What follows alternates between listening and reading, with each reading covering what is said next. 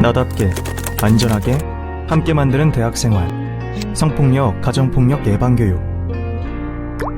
젠더 기반 폭력 2.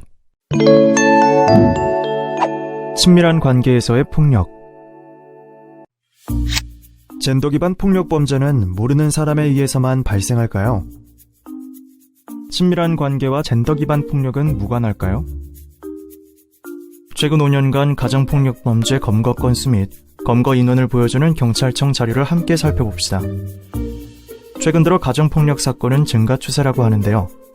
2016년 45,619건에서 2017년 38,583건으로 하락했지만 2018년 다시 증가해 41,905건이 발생했습니다. 2019년에는 11월 기준으로 46,555건이 발생해 2018년 수준을 넘어섰습니다. 이는 일반적으로 가장 친밀한 관계라고 인식되는 가족 내에서도 여전히 폭력은 발생하고 있음을 보여줍니다. 친밀한 관계에서의 통제는 그 자체로 폭력입니다. 통제를 사랑이라 믿으며 통제가 좌절되면 분노하고 폭력을 휘두르고 살인에 이르기도 합니다. 친밀한 관계에서의 폭력은 젠더 기반 폭력과 같은 맥락에 있습니다. 가정폭력에 대해 다룬 영상 하나를 함께 보도록 하겠습니다.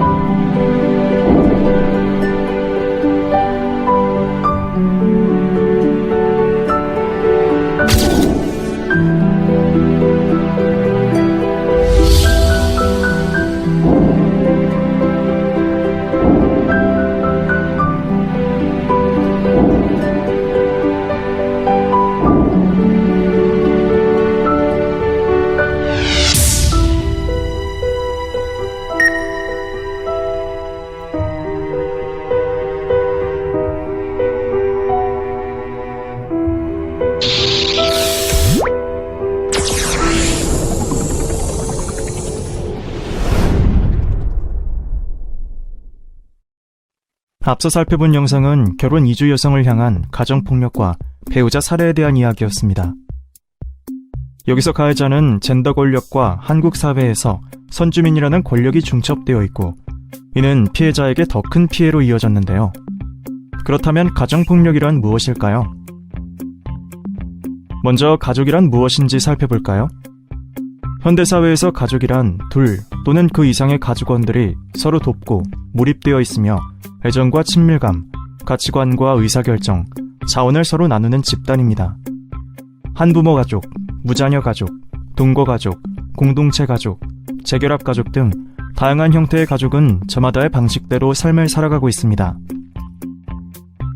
그럼 가정폭력에 대해 알아볼까요? 가정폭력 범죄의 처벌 등에 관한 특례법 제2조 제1호에서는 가정폭력을 가정구성원 사이의 신체적, 정신적 또는 재산상 피해를 수반하는 행위라고 말합니다. 좀 더 자세히 알아보면 가정폭력은 가정구성원 사이에서 폭력을 수단으로 상대방을 억압, 통제하는 상황 및 신체적, 정서적, 경제적, 성적 폭력 등 모든 학대 행위를 뜻합니다. 폭력의 궁극적 목표는 상대방에 대한 통제권을 획득하는 것으로, 통제란 자신이 아닌 다른 사람을 그 사람의 의지가 아닌 자신의 뜻대로 행동하게 함으로써 타인을 지배하고 억압하는 것을 말합니다. 가정폭력 사건을 부부싸움, 집안일로 표현하는 것을 기사에서 보신 적이 있나요? 가정폭력은 단순히 폭력적인 특정 개인의 문제, 사적인 문제가 아닙니다.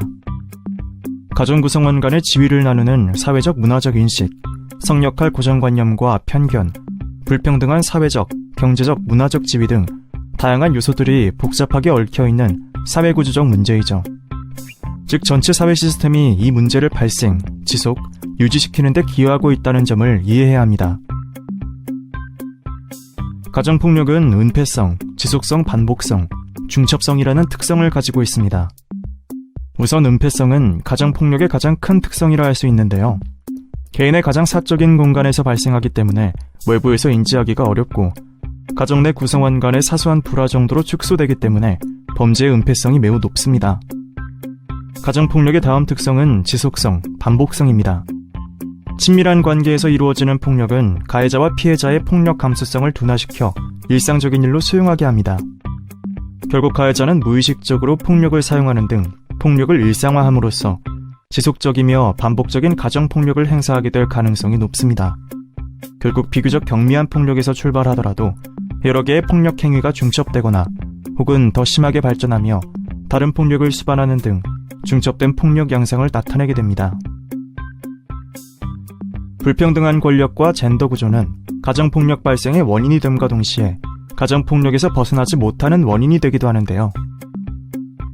불평등한 사회구조를 기반으로 가족 구성원들 간 불평등한 권력관계가 형성되기도 합니다. 이는 가정 내에서 상대적으로 많은 권력을 갖고 있으며 높은 지위에 있는 구성원이 상대적으로 적은 권력을 갖고 있고, 낮은 지위에 처한 구성원에게 폭력을 행사하는 기제가 됩니다. 또한 상대적으로 더 낮은 사회적, 문화적, 경제적 지위에 있는 피해자가 가해자를 벗어나기 어려운 이유가 되기도 합니다. 친밀한 관계에서 발생하는 폭력을 쉽게 용인하는 사회적 인식은 피해자가 폭력 피해 상황에서 벗어나는 데 걸림돌이 됩니다. 성격을 맞춰나가는 과정이므로 사랑 싸움은 어쩔 수 없다거나, 자녀의 잘못에 대응하는 훈육 방식은 부모가 결정할 일이므로 과도하게 타인이 개입할 수 없다. 폭력을 당한 모부모는 자식을 잘못 키운 탓이니 부모로서 자식을 선처해야 한다라는 방식으로 생각해서는 안 됩니다. 가정폭력은 가해자가 피해자의 문제를 해결한다는 명목으로 폭력으로 피해자를 통제하는 과정에서 발생하는 것으로 결코 피해자의 잘못이 아닙니다. 친밀한 관계에서의 폭력은 사랑이나 훈육 또는 친밀감의 표현 등으로 포장될 수 없는 폭력이고 범죄이며, 다른 모든 폭력과 마찬가지로 국가 공권력의 개입과 법적, 제도적, 사회문화적 개입이 필요합니다. 피해자가 가정폭력 상황을 벗어날 수 있도록 구조적 지원과 문화적 뒷받침이 필요합니다. 데이트 폭력 들어보셨나요? 데이트 폭력이란 데이트 관계에서 발생하는 언어적, 정서적, 경제적, 성적, 신체적 폭력을 말합니다. 또한 데이트성 폭력은 연인 관계 등 가까운 사이에서 발생하는 성적 폭력을 말합니다. 데이트성 폭력은 피해자 스스로 데이트성 폭력임을 인지하는데 오랜 시간이 걸린다는 특징이 있습니다. 연애관계는 친밀함을 전제로 하고 있어 가해하는 사람도 당하는 사람도 연인이니까 그 정도는 할 수 있다고 생각하여 폭력으로 인지하기 어렵습니다. 데이트 폭력은 데이트를 목적으로 처음 만나는 사이에서 일어나기도 하고 친밀함이 형성된 관계에서는 서로가 폭력을 폭력으로 인식하지 못하고 폭력적인 관계를 지속해 나가는 경우도 많습니다. 폭력적 행동은 결국 서로에게 쌓이고 관계의 패턴으로 굳어집니다. 폭력이 학습되면 아주 작은 위험만으로도 엄청난 충격을 받게 되고 그로 인해 제대로 된 대처가 불가능한 상황을 만듭니다. 우리는 앞서 성폭력의 개념과 권력, 성적 자기결정권에 대해서 함께 살펴보았습니다. 다음은 친밀한 관계에서 서로를 존중하는 평등한 관계 맺는 방법을 살펴봅시다. 우리는 성별에 따라 성에 대한 이중적 규범을 갖고 있습니다. 남성의 성은 자연스러운 것, 참을 수 없는 것으로 여겨지며 자신의 욕망과 성적 경험을 과시하기도 합니다. 반면 사회는 여성이 성적으로 개방되어 있기보다 정숙하기를, 당당하기보다 수줍기를 바랍니다. 여성이 성적 주체성을 드러내면 이를 싸 보인다거나 해프다 등의 표현을 통해 부정적으로 규정합니다. 남성의 성경험과 달리 여성의 성경험이 숨겨야 할 것으로 여겨지는 것 또한 같은 맥락입니다. 남성의 성적 욕망은 자연스러운 것, 이해해 주어야 하는 것이라는 이중의 성규범은 우리 사회의 불평등한 젠더 구조와도 긴밀하게 연결되어 있습니다. 또한 이중의 성규범은 친밀한 관계에서 폭력으로 작동하기도 합니다. 안전하고 평등한 관계 맺기를 위하여 적극적, 수평적 동의가 필요합니다. 연인 관계라고 해서 이미 성관계를 했다고 해서 모든 스킨십에 동의했다고 볼 수 있을까요? 절대 아닙니다. 모든 개별 상황에 수평적이고 적극적인 동의가 있어야 합니다. 지금이라도 상대방에게 자신이 느끼는 감정과 고민을 구체적으로 털어놓고 대화를 시작해야 합니다. 말로 표현하기 어렵다면 문자 메시지, 이메일 등 글로써 거부 의사를 밝히고 행위를 중지할 것을 요구하는 것도 방법입니다. 대화를 하지 못하는 관계는 일방적이 될 수밖에 없고 일방적인 관계는 폭력적인 관계로 이어집니다. 이제 와서 말하기 어색해서 헤어지자고 할까봐 또는 폭력을 당할까봐 등의 두려움으로 인해 거부 의사를 밝히기 쉽지 않을 수도 있습니다. 그러한 관계는 결코 평등한 관계로 나아갈 수 없습니다. 이별을 통보하는 것이 두렵다면 주위 사람들에게 알리고 도움을 요청하세요. 의사소통 과정이 편안하고 원활하게 이루어져야 안전하고 평등한 관계로 발전될 수 있습니다. 상대방이 대화를 할 의지가 없고 폭력적으로 계속 성관계를 요구할 경우에는 대화가 아닌 다른 방법들로 의사를 전달해야 합니다. 만약 애인을 대면하여 의사를 알리기가 두렵다면 신뢰할 만한 제3자와 동행하는 것도 좋습니다.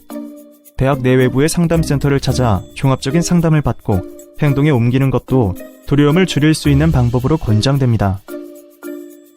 물론 이런 일이 발생하기 전에 평소 평등한 관계를 맺으며 서로의 목소리를 경청하고 소통하는 것이 가장 중요한데요.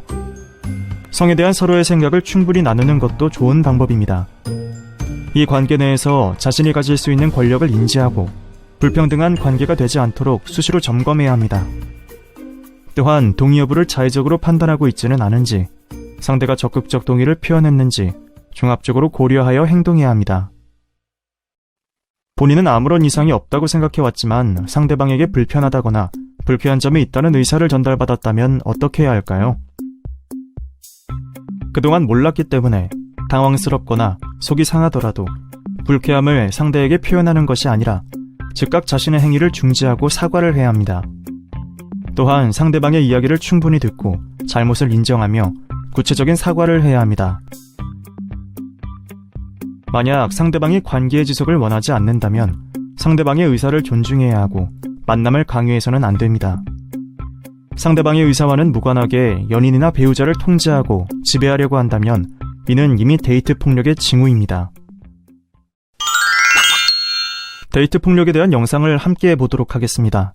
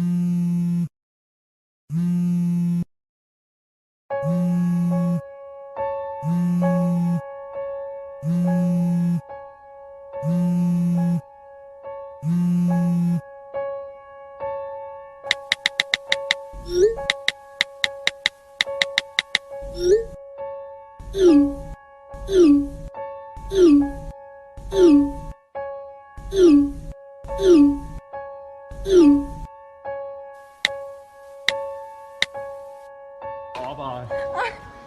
얘기를 해야 될 거 아니야.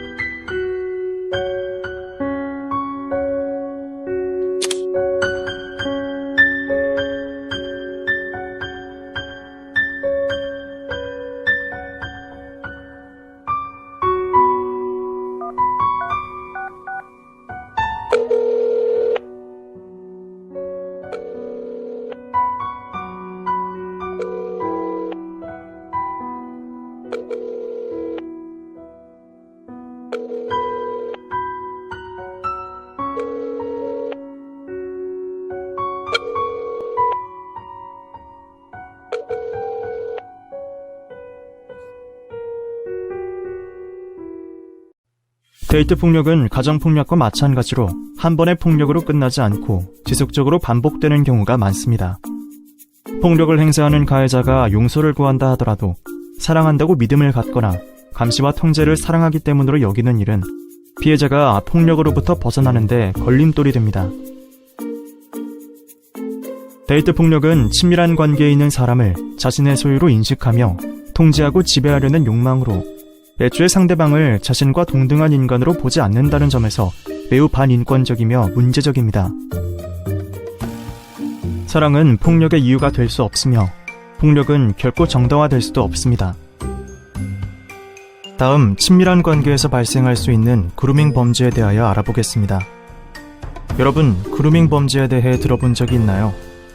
사전적으로 그루밍은 다듬다, 길들이다라는 뜻으로 가해자가 성적 유혹의 의도를 갖고 피해자에게 접근해 신뢰 관계를 쌓은 뒤 피해자가 성적 가해 행동을 자연스럽게 받아들이도록 길들이는 행위를 말합니다. 그루밍 성범죄 가해자는 피해자를 성적으로 학대하거나 착취하기 전 피해자의 취미나 관심사 등을 미리 파악해 호감을 얻거나 신뢰를 쌓고 서로 간의 비밀로 만들어 피해자가 자신에게 의존하게끔 합니다. 이런 행동을 통해 피해자는 성적 가해 행동을 자연스럽게 받아들이도록 길들여지고 이를 벗어나려고 하면 회유나 협박을 통해 폭로를 막습니다. 피해자의 인간관계와 소통을 단절시키는 것 또한 그루밍 성범죄의 특징 중 하나입니다. 그루밍 범죄의 피해자는 자신이 폭력의 피해자임을 인식하거나 스스로 폭력 피해 상황에서 벗어나기 어렵기 때문에 주변의 많은 관심과 개입이 필요합니다. 피해자 관점에서 바라보기. 다음은 대학 내 성폭력 문제에 대해 다룬 세상을 바꾸는 15분 단톡방 피해자로서 내가 느낀 것 EBS 평등 채널 잊지만 없다 대학 내 성폭력 영상을 함께 보도록 하겠습니다.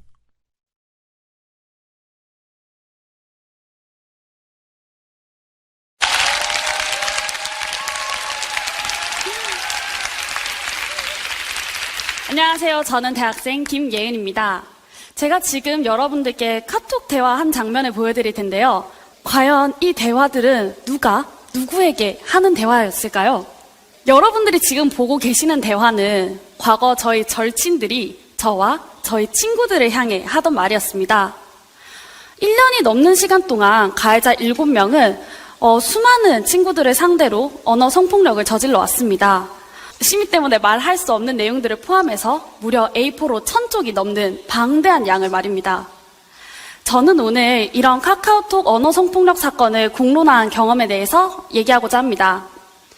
앞서 절친이라고 말씀을 드렸는데 가해자 7명은 모두 제 대학 동기들이었고 그 중에는 정말 의남매라고 할 정도로 대학 내내 붙어 다닌 친구도 있었습니다. 친하게 지냈던 사람들일수록 단톡방에서의 대화 수위는 더 강하고 그 빈도도 더 잦았더라고요. 그래서 저는 제가 이상한 사람만 고르는 렌즈를 끼고 다니나 생각을 하기도 했습니다. 사건은 작년 6월 단톡에 속해 있던 또 다른 남자하고 덕분에 공론화될 수 있었습니다. 그 친구가 제보자 역할을 해준 거죠. 제가 단톡 내용을 쭉 읽고 나니까 직접적인 성희롱 피해자만 30여 명에 다다르고 그 외에 불특정 다수까지 합하면 정말 수많은 여성들이 피해자가 되었습니다. 제가 좀 역설적인 말이지만 피해자가 그만큼 많다는 건 꽤 다행인 일이기도 했습니다. 왜냐하면 저 혼자만이 갖고 있었던 작은 분노와 용기로는 할 수 없었던 일을 할 수 있게 만들었기 때문이죠. 그래서 저희들은 이렇게 광범위한 카카오톡방 언어 성폭력 사건을 고발하는 대자보를 쓰게 되었습니다. 이 대자보의 부제는 성폭력은 어디에도 있고 어디에도 없다라는 부제였는데요. 나름대로 의미심장하게 들릴 수도 있을 것 같습니다. 왜냐하면 성범죄는 우리가 정말 일상 속에서 자주 접하는 범죄지만 그만큼 또 꽁꽁 숨겨지기 쉬운 범죄라는 특성을 갖고 있습니다. 그리고 큰 특징은 가끔 가해자, 심지어 피해자조차도 이게 성범죄다라는 인지를 못하는 경우가 있다는 점인데요. 왜 뉴스에서 자주 볼 수 있는 말 있잖아요. 뭐 귀여워서 그랬다, 딸 같아서 그랬다, 범죄일 거라 생각 못했다. 하지만 여러분, 같은 시간, 같은 장소에서 수업을 듣고 있으면서 동시에 핸드폰으로는 얘가 어떤 애 저떤 애 하는 행동들이 정말로 농담처럼 느껴지시나요? 실제로 제가 카톡방을 쭉 읽다가 이 사실을 확인했을 때는 정말 충격적이더라고요. 겉으로는 제가 아는 모습처럼 이야기하고 장난쳐놓고 동시에 핸드폰으로는 얘가 어떻고 저떻고 하는 그런 말들을 일삼았더라고요. 제가 사람 보는 눈이 없었던 게 아니라 그냥 저는 철저하게 배신당했던 겁니다. 그들의 이중적인 모습에요. 단톡방이 이런 비슷한 애들이 서로를 알아보고 그렇게 해서 만들어진 거라고 생각하실 수도 있을 것 같지만 사실은 굉장히 일상적인 목적으로 생겨난 톡방입니다. 그냥 미팅 나갈 사람 구하고 같이 놀자 그러고 단체 사진 전송하고 이런 것들을 위해서요. 하지만 지금까지 우리 사회가 야한 농담이라면서 여겨왔던 것들을 자꾸 나누다 보니까 그 수위가 점점 높아지게 된 거죠. 실제로 이런 말들에 익숙해지고 또 이런 말에 동의를 해야만 친구들과 친하게 지낼 수 있다라는 분위기가 형성되니까 그 누구도 잘못된 대화를 멈출 생각을 하지 못했습니다. 이런 식으로 치밀해졌어요. 내가 술 먹고 실수할까봐 미리 단톡방을 나가 있고 혹은 걸릴까봐 서로 공모하는 식으로 점점 치밀해져 갔습니다. 사실 이렇게 성희롱에 무뎌지고 또 다른 사람에 대한 공감 능력이 없어진다는 건 꽤 무서운 일입니다. 제가 제일 처음에 이런 단톡들을 쭉 읽었을 때 정말 너무 충격적이고 역겹고 막 꿈을 꾸는 것 같았어요. 하지만 공론화를 위해서 정말 수십 번에 걸쳐서 같은 내용을 읽고 나니까 그냥 피해자인 저조차도 저런 내용들에 되게 담담해지더라고요. 피해자도 이렇게 변하는데 말하는 사람이라면 얼마나 더 쉽게 성희롱에 무뎌질지는 여러분들도 쉽게 상상할 수 있을 거라 생각합니다. 지금까지는 단톡이라는 특수한 배경에 한정해서 이야기를 했는데요. 이 단톡을 사회로 넓힌다고 해서 제가 겪은 이야기가 크게 달라지지는 않습니다. 우선 온라인에서는 아까 말씀드린 것처럼 농담이네, 사생활 침해네, 표현의 자유네 하는 그런 2차 가해에 해당하는 말들이 정말 많았고요. 심지어 한 경찰분은 피해자와 1대1로 대면한 상태에서 저런 거에 모욕감이 들어요? 를 시작으로 하는 정말 긴 훈계를 하시기도 했습니다. 또 학교에 아무 실효성 없는 징계에 분노하면서 항의 전화를 했더니 우리끼리 그렇게 정한 거고 그 자세한 이유까지 내가 알려줄 이유가 없다 라면서 저한테 굉장히 짜증낸 담당자의 목소리가 저는 아직도 생생합니다. 그 외에도 우리도 운이 좋았어 라고 말하던 남자 동기들도 있었고요. 바로 옆에 서 있던 제가 피해자인 줄은 모른 채 아무 말이나 툭 내뱉던 이름 모를 학생도 있었습니다. 이처럼 본인들은 가해자들과 똑같이 폭력적 분위기에 익숙해져 버렸다는 걸 과연 알고는 있을까요? 사실 이곳에 계신 저와 여러분도 이런 익숙함에서부터 자유로울 순 없습니다. 왜냐하면 우린 단 한 번도 폭력이 사라진 사회에서 산 적이 없기 때문이죠. 그게 바로 우리가 성범죄 뉴스를 듣고 그저 가해자를 손가락질하는 것에서 그쳐선 안 되는 이유입니다. 비록 어린 시절부터 우린 폭력이 나쁜 거고 약한 사람을 괴롭히면 안 된다고 배우지만 구체적으로 어떤 말과 행동이 폭력인지까지는 다 배우지 못했습니다. 무엇보다도 우린 가부장적 사회에서 배운 낡은 생각을 갖고 살면서도 우린 그렇게 살고 있다는 사실조차 잘 자각하지 못합니다. 돌이켜봅시다. 우린 오늘도 늘 그랬던 것처럼 말하고 행동하며 하루를 보냈지 않았나요? 그래서 저는 여러분과 약속하고 싶습니다. 더 불편해지고 더 용기 내자고요. 사실 우리가 당연하게 여기고 행동해왔던 것들이 보이지 않는 특권의 결과일 수 있음을 우린 잘 잊어버립니다. 우리가 가지고 있는 이 특권과 또 동시에 존재하고 있는 우리의 약자성에 대해서 우린 더 공부하고 더 신중해져야만 합니다. 몰랐다는 건 변명거리가 될 수 없으니까요. 만약에 나와 저 상대의 정체성, 이런 특권과 약자성에 대해서 다 이해하지 못했다면 적어도 내가 말을 조심해야겠다라는 그 정도의 경각심은 가지고 있어야만 합니다. 마지막으로 이 대화를 친구들에게 알려준 단톡 제보자를 떠올려 봅시다. 그냥 친구들과 친하게 지내는 평범한 남학생일 수도 있었던 그 사람이 어떻게 용기를 낼 수 있었을까요? 그건 바로 그 사람이 그 단톡의 분위기에 무뎌지지 않았기 때문입니다. 그렇기 때문에 그는 잘못된 분위기를 그저 침묵으로 방관하지 않을 수 있었죠. 만약 우리가 그 사람을 보고 유난 떤다며 왜 그러냐며 그냥 넘어가라 했다면 지금도 이 단톡을 비롯한 수많은 단톡이 똑같은 대화를 계속 나누고 있을지도 모를 일입니다. 이처럼 한 사람의 자각과 용기로 세상은 조금 더 나은 공간으로 바뀔 수 있습니다. 우리는 다른 사람의 행동을 멈추고 더 나아가 변화시킬 수 있는 힘을 가지고 있는 존재니까요. 여러분, 세상을 바꾸는 데는 무엇이 또 필요할까요? 저는 저나 여러분처럼 자각과 용기를 가진 아닌 건 아닌 거지 라고 말할 줄 아는 사람들의 연대면 충분하다고 생각합니다. 세상은 누군가가 바꿔주는 공간이 아닌 우리가 바꿔나가는 공간이니까요. 네, 들어주셔서 감사합니다.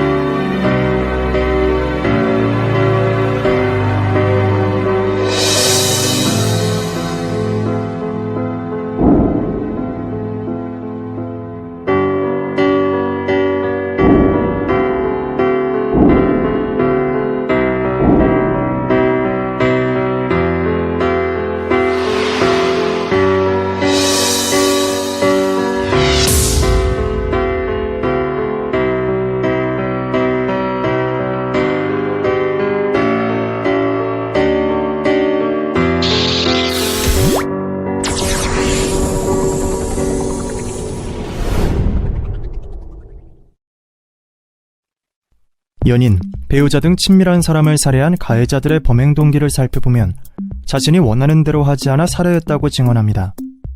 가해자들은 피해자를 분노 유발자로 지목하며 자신이 행사한 폭력의 원인이 피해자에게 있다고 주장합니다.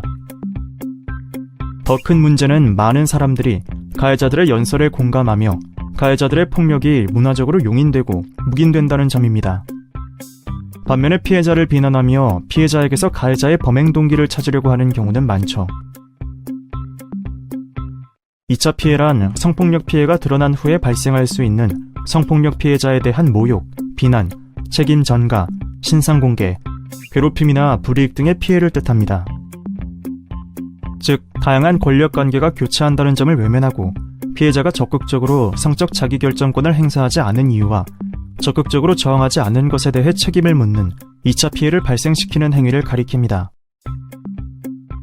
성폭력 피해는 수치스러운 일이다라며 여성에게 순결을 강요하는 문화에 근거한 말이나 피해 사실을 주변 사람에게 알려봐야 너에게 이루어올 것이 없다라며 잘못된 조언을 하는 건 역시 2차 피해를 발생시킵니다.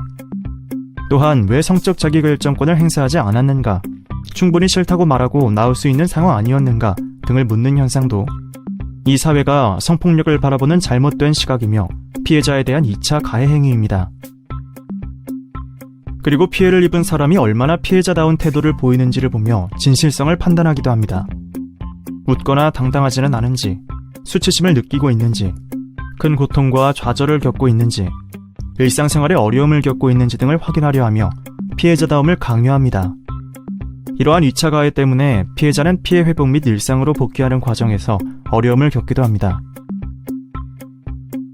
피해자다움에 대한 관념과 순결한 피해자 프레임을 통해 우리는 무의식적으로 전형적인 피해자의 모습을 떠올립니다.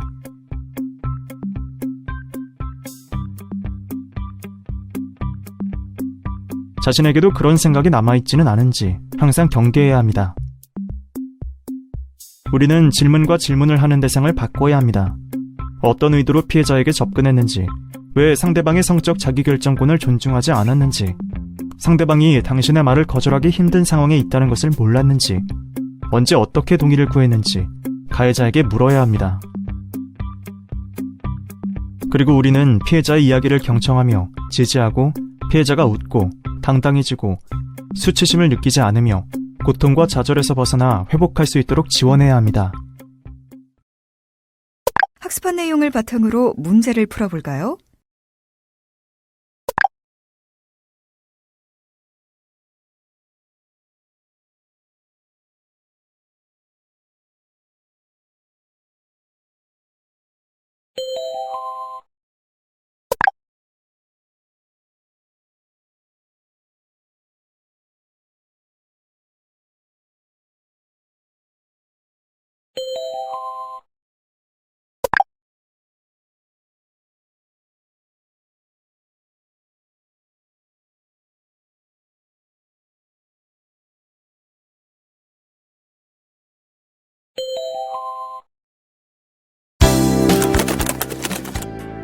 지금까지 젠더 기반 폭력에 대해 학습하셨습니다. 수고하셨습니다.